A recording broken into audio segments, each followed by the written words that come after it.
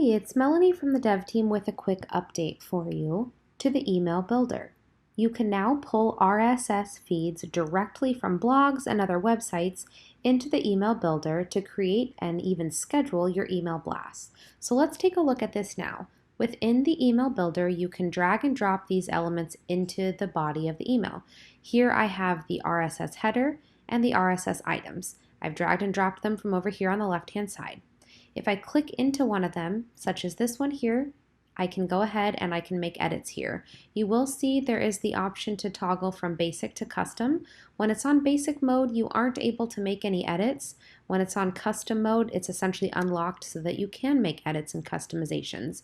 And of course, you can always update this however you'd like with the rest of the email as well, and then make sure that you save this before you leave the email or before you send it. So that save button is going to be up here in the top corner, and then you can review and send it. You could set a test to yourself or anything else as you normally would do with the email builder. That's all for now, and of course I'll be sharing more updates as we continue to release new features.